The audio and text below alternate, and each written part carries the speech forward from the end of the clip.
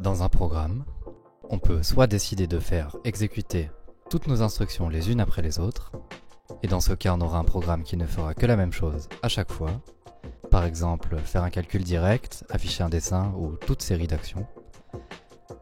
Ou bien on peut aussi décider de faire exécuter des instructions dans certains cas et pas dans d'autres. Et ainsi avoir plusieurs possibilités. On aura alors des algorithmes et donc des programmes de plus en plus complexes. Pour cela, on va utiliser deux choses. Des instructions de type conditionnel et des expressions booléennes. Voyons d'abord ce qu'est une expression booléenne. Une expression booléenne simple est une expression qui va comparer deux valeurs et qui ne pourra renvoyer que deux valeurs, vrai ou faux. Elle est composée ainsi. Une valeur, un opérateur de comparaison, une valeur. Prenons par exemple 3 inférieur à 10. Cette expression renverra comme valeur de vérité vraie car 3 est bien inférieur à 10. Si on prend 2 supérieur à 3, cette expression, quant à elle, renverra comme valeur de vérité faux car 2 n'est pas supérieur à 3.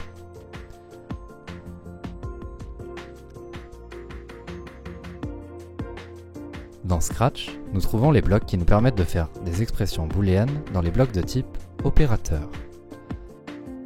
Ils s'utilisent exactement de la même manière que les autres opérateurs. On rentre des valeurs au clavier ou avec des blocs de variables.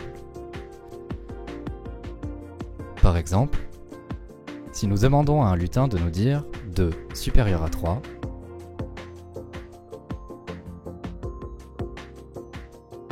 nous voyons qu'il nous dit false, ce qui veut dire faux en anglais.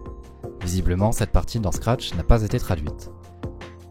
Vrai se dit true. Changeons notre expression pour 3 supérieur à 2.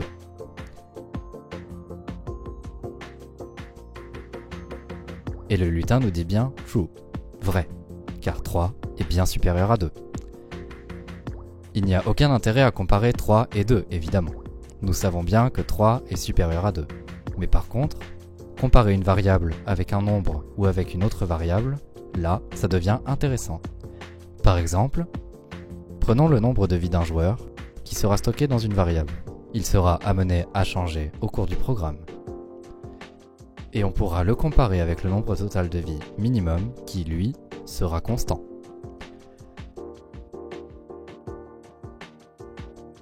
Nous allons pouvoir ainsi comparer des valeurs numériques ou des variables de type numérique, mais aussi des valeurs ou des variables de type alphanumérique.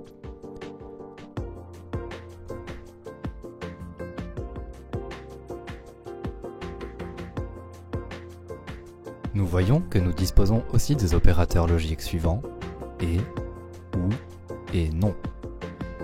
Ils vont nous permettre de comparer des expressions booléennes entre elles et ainsi de construire des expressions plus complexes. Par exemple, admettons que nous ayons une variable contenant l'heure et que nous ne voulons que l'heure où il fait jour pour changer l'image de fond par exemple. Nous allons pouvoir construire une expression booléenne qui va nous permettre d'isoler ce moment comme ceci. Une expression qui va déterminer si l'heure est supérieure à 7,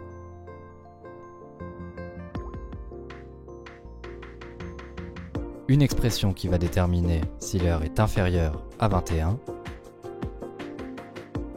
et l'opérateur logique et.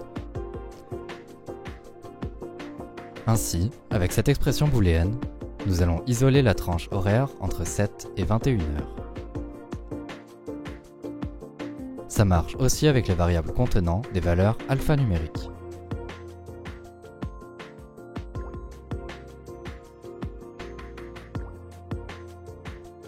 Par exemple ici, on isole le cas où le nom contenu dans une variable est Jack ou John.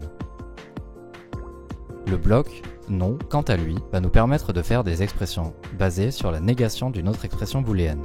Par exemple, nombre de vies non égal à 0. Cela revient à dire que le nombre de vies est tout sauf 0. Il peut donc être 1, 2, 3, etc., etc. Ça marche là aussi avec les valeurs alphanumériques. Et on pourra très bien avoir non non égale à Jack.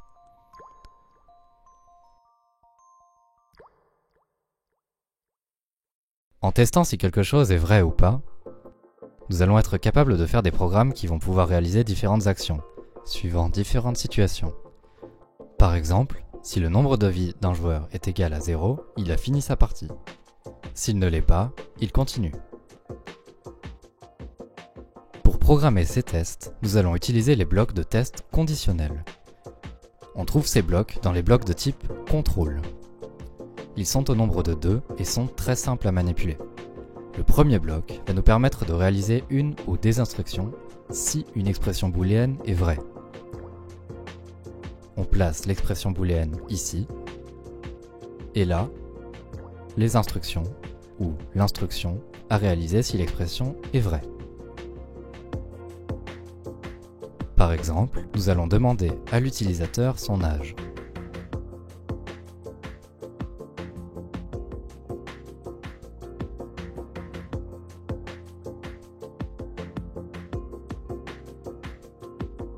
Sa réponse est stockée dans la variable créée par Scratch et appelée réponse.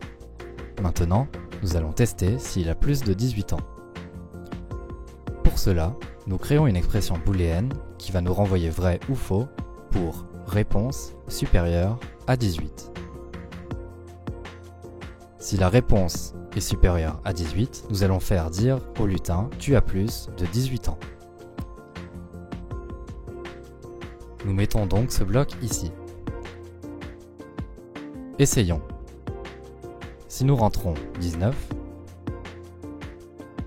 le lutin nous dit bien que nous avons plus de 18 ans.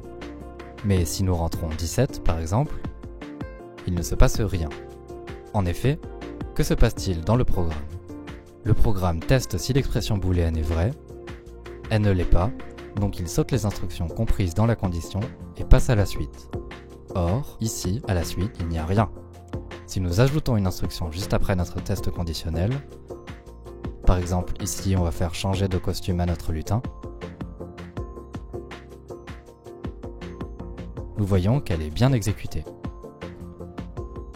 Maintenant, si nous voulons traiter non plus un seul cas, c'est-à-dire celui où l'utilisateur a plus de 18 ans, mais aussi dire quelque chose à l'utilisateur qui a 18 ans ou moins, nous allons utiliser le deuxième bloc de test conditionnel, si, sinon. Il va nous permettre de gérer non pas une situation, mais deux. Si l'expression booléenne est vraie, on va exécuter des instructions. Et sinon, si elle ne l'est pas, on va exécuter d'autres instructions. Si la réponse est supérieure à 18, on va dire au lutin de dire « tu as plus de 18 ans ». Et si elle ne l'est pas, c'est-à-dire si la réponse est inférieure ou égale à 18, on va lui faire dire « tu as 18 ans ou moins ».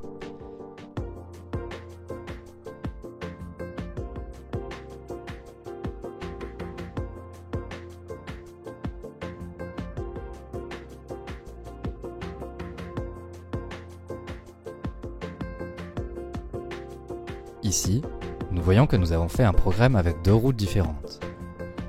Mais nous pouvons aller de plus en plus loin et faire des programmes qui contiendront plusieurs chemins, eux-mêmes contenant plusieurs chemins, etc., etc., et faire des programmes de plus en plus complexes.